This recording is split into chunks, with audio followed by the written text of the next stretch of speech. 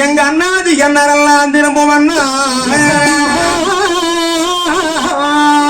Annanmar Komi கதை அழகுடனே என்பாரே வாரும் கணபதியே வாக்களிப்பாயே சாமியே தாளே வாணி சரஸ்வதியை கூட்டாளே எங்களுக்கு கூட்டாளே எழுதுங்காலே எந்த ஏகளை வாணி கூடனாவாலே எங்களுக்கு நாவால் எழுதுங்காலே வாணி சரஸ்வதியை நடிசபை அணிகளே ஓதி வைத்த என் குருவை ஒரு நாளும் நான் மரகை என்பாடி வைத்த என் குருவே வரலாலே முக்கோடி தேவரும் 40 சீசமார்களே எந்த முகம் இருந்தாலே எங்க வீரமல தெய்வமல்ல இப்ப இந்த முகம் முக்கால் வளங்கள் வந்து முடி வழங்கி சென்றால் எட்டோ உண்மை வருந்தி எல்லாம் உண்பாதும் இந்த பிரகாரம் தானே எங்க வளநாட்டுக்காரர் வருகுன்னா பெருங்குடியார் நெத்தம் 1000 பிளவருக்கு நீதியுள்ளோம் மேலைக்கு அதிபதியான வேந்தன் குல ராஜவண்ணன் அண்ணன்மார் சுவாமிகள் தானே வளநாட்டு சீமைகளை ஆட்சி பரிவாரம் செய்து வருகின்ற பொழுது தனக்கென்று தனிக்கொடியானது கட்டி எதிரியாக யாரும் இல்லை என்று சொல்லி அண்ணன்மார் சாமிகளோ வெற்றி கொடியானது கட்டி வாழ்ந்து வருகிறாங்க. இப்படி வாழ்ந்து வருகின்ற பொழுது அண்ணன்மார் சாமிகளுக்குத்தானே வயது 16 தொடங்கியது. அப்படி இருக்கு ஏழப்பிரதேசி எம்பெருமா மாறியவர் தானே அண்ணன்மார் சாமிகளுக்கும் 16 முடியறதுக்குள்ள பாரதங்கள் முடிக்க வேணும் என்று சொல்லி வேப்பலா கொம்பன் விருது பெற்றால் ஆகும். அண்ணன் தனியன் தனிக்காட்டு கொம்பு ராஜனைத்தானே. ஆனால் வளநாடு போருக்கு விடை கொடுத்து அனுப்பினார் காளியாதேவி. இது கண்ட கொம்பராஜன் தானே காளியிடத்திலே விடை பெற்று வீரங்காலிடத்திலே விடை பெற்று வளநாடு வந்து எல்லாமையெல்லாம் வழிமாட்டமானது பண்ணி நந்தாவாத்தி எல்லாம் வழிமாட்டமானது பண்ணி ஆனால் பூங்காவனத்தில் வந்து வன்றியானது கருமலைக்கு எதிர்வளத்திருக்கிறது. இப்படி இருக்க நாட்டு மக்கள் அரவணைக்கு போன மக்கள் அழுத உணர்கிறார்கள். அடுத்தபடியாக ஒரு நாள் கூலியை கொடுத்து அனுப்பி தண்டோரமானது போட்டாங்க. உள்ளடக்கையெல்லாம் கட்டுப்பட சொல்லி செம்பளங்க பண்டாரம் பூங்காவனம் பூவிளக்க சென்றார். பூவிளக்க போன இடத்துல பன்றிகை கண்டு தகவல் அறிந்து செம்பளங்க பண்டாரமானவர்கள் மாநாட்டிலே வந்து முறையிட்டார் பொன்னாமல சாமி இடத்தில். அப்ப பொன்னாமல சாமி ஓடகடை சங்கரனானே தங்கா கட்ட விடைபெற சென்ற பொழுது தங்கா உறவியானவர்கள் அண்ணா நீங்க ஒரு சீக்கிரமாக படையோ வடதிரட்டி பாளையத்தை கூட்டப்பட்டு வீரமணக்காடு வாட்டைக்கு போனீங்கன்னா பன்றிய ஜெயிக்க முடியும் என்று சொன்னார் தங்காய். அதன் பிரகாரமே எங்க ஒருமவரத்த ஒன்னாமல சாமியானவர்கள் காராம் பயிற்சி பெற்ற ஆரடியன் வீரபாகன் பொங்க பயிற்சி பெற்ற கோமாத்து வீரபாக சாம்பலை கூப்பிட்டு அப்பா வீரபாக வருகின்ற வெள்ளிக்கிழமை விடிய நாளையானே பண்ணை மேல் சண்டைன்னு படையெடுத்து போக வேணும். உண்மை மேல் சண்டைன்னு விட்டு போக வேணும். 32 பாளையத்து மக்களும் படைதட்டி வர வேணும் அப்பா என்று சொல்ல சாமி நகாரியானது எல்லாம் குளத்துல முடிஞ்சு இருக்குதுங்க சாமி. நகாரி இடத்தை வந்து பூஜை முடிக்கணுங்க சாமி என்று சொல்ல வீரமாக நகாரி எடுக்கிறதுக்கு என்ன தேவை என்று சொல்ல ஆயிரக்கணக்கில் ஆடு மாடு கோழி குஞ்சுகள் சாமி கல்லு சாராயம் கஞ்சா அவனி வீரபிரந்தியில வேணுங்க சுவாமி. எட்டக்காட்டக உள்ள கொப்பரியானது வேணும். ஏலமுதி ராயானது வேணும். அடுத்தபடியாக சாமி இத்தனையும் கொண்டு வந்து கொடுத்த சாமி நான் போய் எல்லா குளத்துல பூஜையானது முடிச்சவர்கள் சுவாமி என்று சொன்னான். இருக்கிற பொருளை எல்லாம் சேகரித்துக் கொள் அரண்மனைகளை கிடைக்காத பொருளை நாட்டு மக்களிடத்திலே சேகரித்துக் கொண்டு நீ ஒரு சீக்கிரமாக நகை எடுத்துக் கொண்டு வா என்று சொன்னான். அதன் பிரகாரமே வீரபாக சாம்பு கண்டானே நகை எடுக்க புறப்படுகிறார். அப்போ தன் தாயார் காராம்பரட்சி அம்மையார் தானே தேவையான முறையெல்லாம் சேகரித்து எடுத்துக் கொடுத்தார்.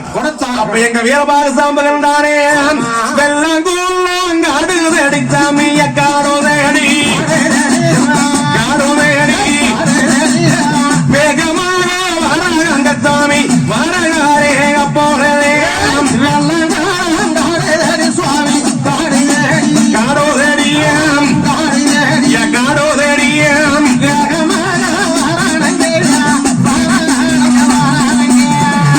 இப்படி சாம்பு கண்டான் வெள்ளாங்குளம் காடு நோக்கி வருகின்ற பொழுது காட்டிலே வாழக்கூடிய விலாங்குளத்திற்கு கூடிய 1000 கனாபூதங்கள் பார்த்தது.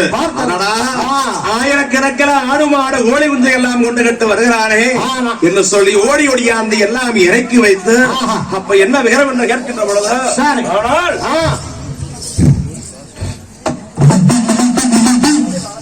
அப்பா இந்த வெள்ளாங்குளத்தில்தானே வெள்ளாங்குளத்துக்கு ஒரு பூஜையானது முடிச்சு விருப்பாடு உங்களுக்கு கொடுக்கிறேன்.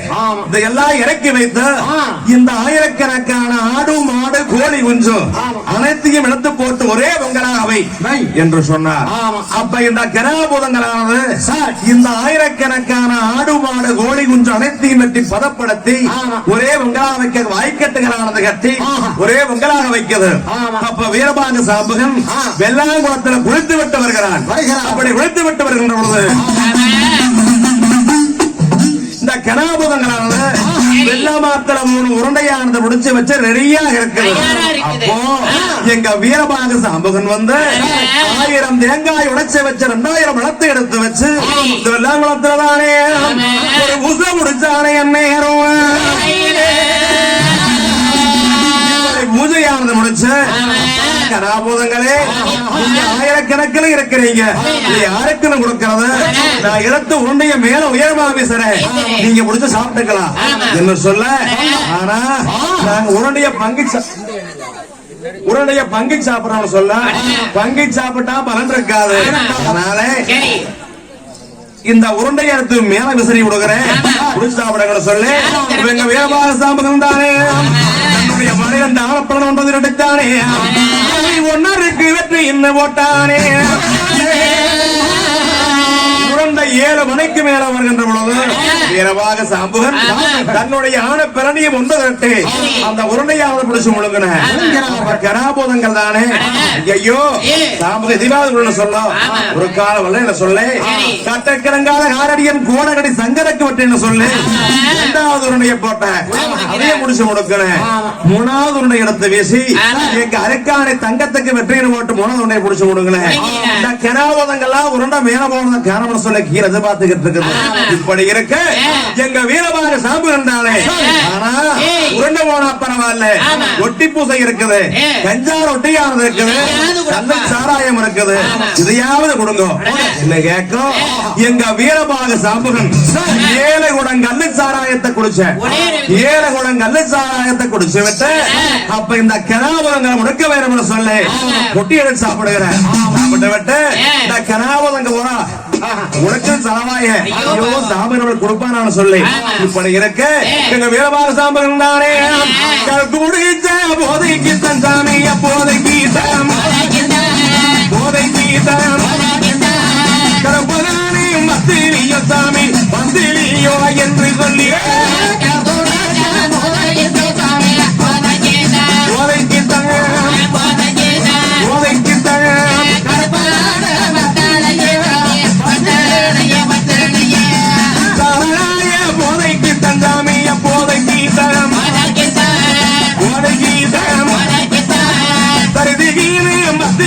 சாமி மத்திலியே என்று சொல்லி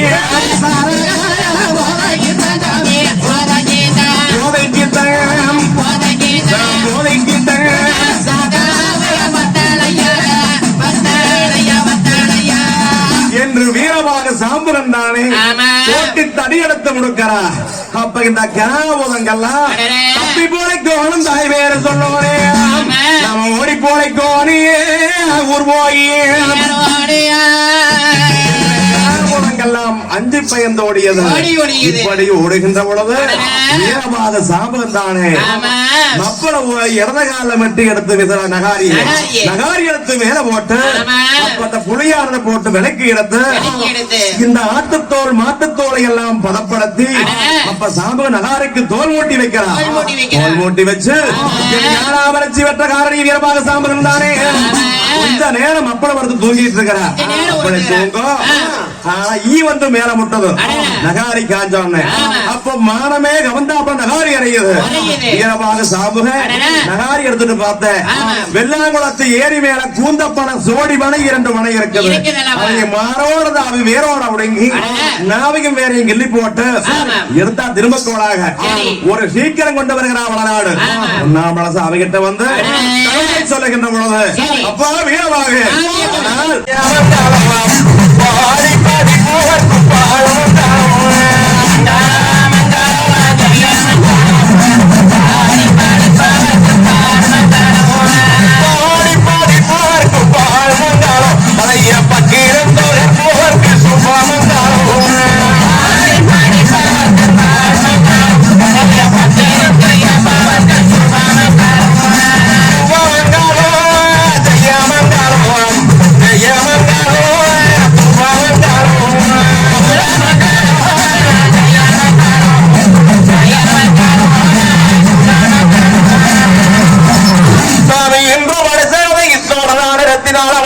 நடத்தி வைக்கும்